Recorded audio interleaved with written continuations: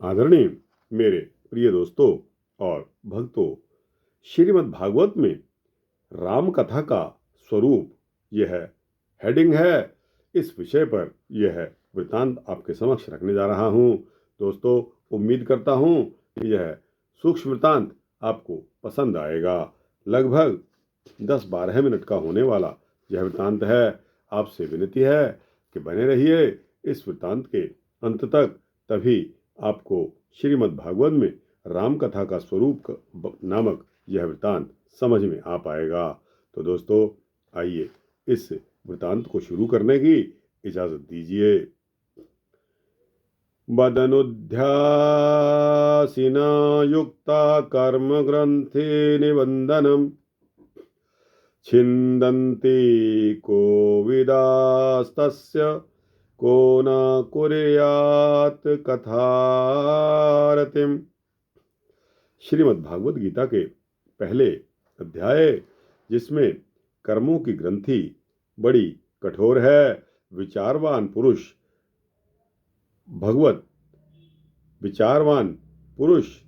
भगवत चित्त अनंत रूपी खड़ग से उस गांठ को काट डालते हैं, तब भला कौन सा ऐसा दुर्बुद्धि होगा जो भगवान की लीला कथा से प्रेम न करे। भारतीय संस्कृति का लक्ष्य भोग नहीं है, अपितु त्याग है। संघर्ष नहीं, शांति है।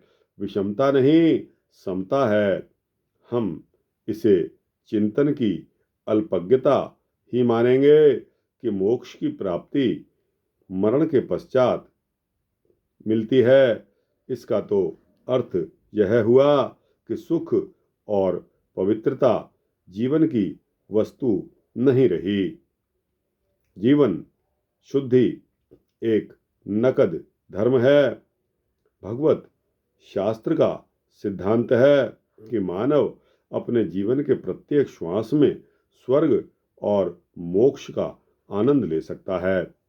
अहंता और ममता के बंधनों से परे रहना ही वस्तुतः जीवन का परमानंद है। जीते जी मुक्त जीवन, विदेह स्थिति, यही भागवत दर्शन की विशेषता है। यही अध्यात्म जीवन की साधना है। जीते जी अनासक्ति मोक्ष और आसक्ति बंधन है। यह शरीर एक वृक्ष है। इसमें नीड़ बनाकर जीवन रूपी पक्षी निवास करता है। इसे यमराज के दूत प्रतिक्षण काट रहे हैं।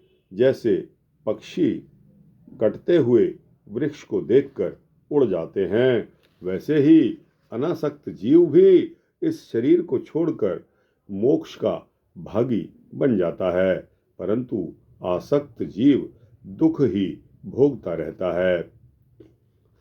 छिद्यमानं यमैरतः कृतनीडं वनस्पतिं खगः स्वकेतमुत्सृज्य खेमं याति हालंपटः। जिस राम कथा के वर्णन में कवि कुलगुरु वाल्मीकि ने 24,000 श्लोकों की रचना की तथा अन्य अनेक विद्वजनों ने विस्तार पूर्वक विवेचन किया, वहीं वेदोपनिषदान सारांजता भगवती कथा जैसे वेद महोदधि पीयूष श्रीमद् भागवत महापुराण में राम कथा का चित्रण लघु रूप में हुआ है। यह शंका निराधार है। साक्षात भगवान के कलावतार श्री वेदव्यास जैसे अद्वितीय महापुरुष को जिस रचना से परम शक्ति मिली हो, उसमें वे शांति के स्वरूप राम का चित्रण करने में कृपणता करें, यह असंभव है।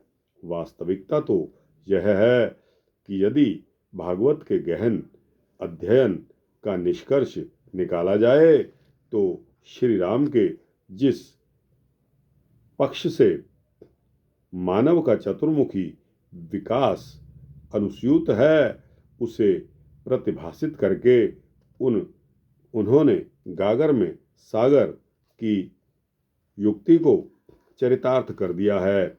भगवान वेदव्यास प्रथम स्कंद में ही अवतार वर्णन श्रृंखला में लिखते हैं। देवताओं के कार्य संपादन हेतु उन्होंने राजा के रूप में राम अवतार ग्रहण किया और सेतु बंधन, रावण वध आदि वीरतापूर्ण बहुत सी लीलाएं की। यहाँ यह बात स्मरणीय है कि भगवान वेदव्यास को शौर्यतापूर्ण कार्यों में सेतु बंधन और रावण वध का प्रथम उल्लेख ही क्यों अभीष्ट हुआ। न्याय पक्ष यदि संगठित हो जाए तो साधन और सामर्थ्य की मात्रा स्वल्प रहने पर भी विशालकाय विभीषिकाओं पर विजय प्राप्त की जा सकती है। महान प्रयोजन पूरा कर सकने में अकेला व्यक्ति सफल नहीं हो सकता, उसके पीछे संगठित जनशक्ति होनी ही चाहिए। श्री राम के द्वारा ऋक्ष वानरों को सेतु बंधन हेतु भाव भरा योगदान करने के लिए प्रेरित करना संगठन शक्ति के सारभूत प्रकरण का प्रयोजन निष्कर्ष है। पुनः इसी प्रकरण को आगे बढ़ाते हुए द्वितीय स्कंद में लीला अवतारों की कथा के अंतर्गत भगवान वेदव्यास जिस अधूरी बात को पूर्ण करना चाहते थे, उसका संकेत देते हुए कहते हैं कि मर्यादा पुरुषोत्तम राम की आंखें सीता वियोग के कारण बड़ी क्रोधाग्नि से इतनी लाल हो जाती हैं कि उनकी दृष्टि से ही समुद्र के जंतु जलने लगते हैं और सागर भयातुर होकर उन्हें मार्ग दे देता है।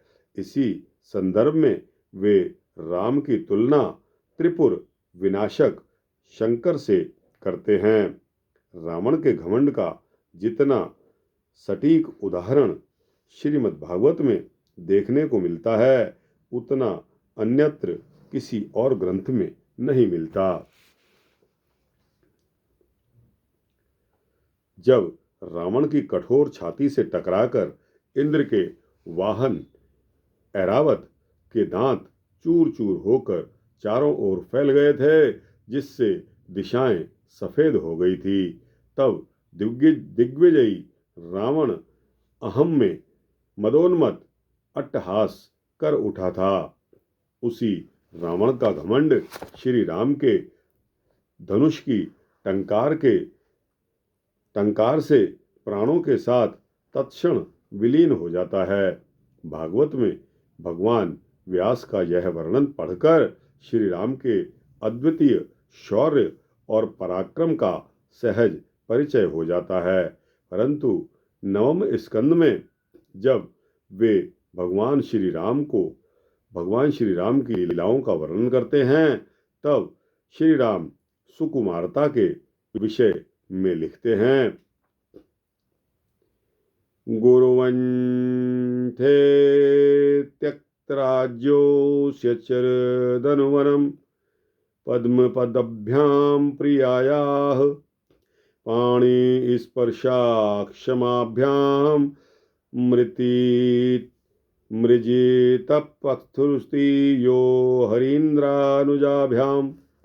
अपने पिता के सत्य की रक्षा के लिए राज्य का परित्याग करके वन वन में विचरण करने वाले श्री रामचंद्र के चरण कमल इतने सुकुमार थे कि भुवन सुंदरी सीता के कर कमलों का स्पर्श भी उन्हें सहन नहीं होता था। भगवान आपके पादार बिंदों का ऐश्वर्य अवर्णनीय है। देवताओं के लिए स्पृहा योग्य राज्य लक्ष्मी को छोड़कर आपके चरण वन वन भटके। आप धर्म निष्ठता की पराकाष्ठा हैं। महापुरुष, मैं आपके उन चरणों की वंदना करता हूँ जो अपनी प्रेयसी सीता के चाहने पर जानबूझकर माया मृग के पीछे दौड़ते रहे। सचमुच आप प्रेम की सीमा हैं। नीचे राक्षस ने जब विदेह नंदिनी सुकुमारी श्री सीता जी को हर लिया और वे अनुज सौमित्र के साथ वन वन में दीन की भांति घूमने लगे, तब राम कथा के आदि कवि श्री वाल्मीकि जी ने राम के विलाप का चित्रण कई सर्गों में किया है। तुलसी ने भी श्री राम की विरह व्यथा का वर्णन बहुत मार्मिक रूप में विस्तार से प्रस्तुत किया है, परंतु ऐसे करुण रस से ओतप्रोत वातावरण के समय भगवतकार कितना सजग है, यह देखते ही बनता है। अपनी प्राणप्रिया सीता से बिछुड़कर श्री राम जी दीन की भांति अपने भ्राता लक्ष्मण के साथ वन वन घूमने लगे और इस प्रकार उन्होंने यह शिक्षा दी कि जो स्त्रियों में विशेष आसक्ति रखते हैं उनकी यही गति होती है। राम कथा साहित्य के एक अद्वितीय अनुपम आदर्श पात्र श्री भरतलाल जी हैं। भारतीय जनमानस की भ्रातृप्रेम, विनम्रता, निष्कपट व्यवहार, उदारता, गंभीरता और त्याग जैसे गुणों से मंडित करने हेतु इस पात्र ने जो अपनी अमिट छाप अंकित की, उसका वर्णन मुक्त कंठ से सभी रामकथा मर्मज्ञों ने किया है, परंतु बहुत सीमित शब्दों में जो सार गर्भित चित्रण श्रीमद् भागवत महापुराण में आया है वह उच्चतम भावों का परिचायक है। जब श्री राम को यह ज्ञात होता है कि भरत 14 वर्षों से वलकल धारण किए हुए जटा जूट रखे गोमूत्र में पकाए जौ के दलिये का ही सेवन कर रहे हैं, गौमूत्र याव के वलकलामरम महा कारुणी को प्रत्य जटिलम स्थांडिलेशयम। जब श्री राम चल पड़े, उधर भरत जी ने जैसे ही प्रभु राम को आते देखा, उन्होंने प्रभु के सामने उनकी पादुकाएं रख दी और करबद्ध खड़े हो गए। नेत्रों से अश्रु की धारा बहती जा रही थी। भगवान ने अपने हाथों से भरत को पकड़कर बहुत देर तक अपने हृदय से लगाए रखा। भगवान के नेत्र सजल से भरत जी का स्नान हो गया। हिमालय की एकांत उपत्यका में कोलाहल से दूर प्रकृति के सुरम्य वातावरण में बैठकर मानव कल्याण की भावनाओं से लिखे गए पुराणों का मूल उद्देश्य तो चातुर्वर्ण को सन्मार्ग प्रदर्शित करना ही है। चारों वर्णों और चारों आश्रमों के लिए साधारण धर्म तो मन वचन कर्म से अहिंसा पालन, सत्य पर दृढ़ता, चोरी का परित्याग, काम क्रोध लोभ से परे रहना और उन कार्यों को करना जिससे समस्त प्राणियों का भला हो और वे प्रसन्न रहें, यही है।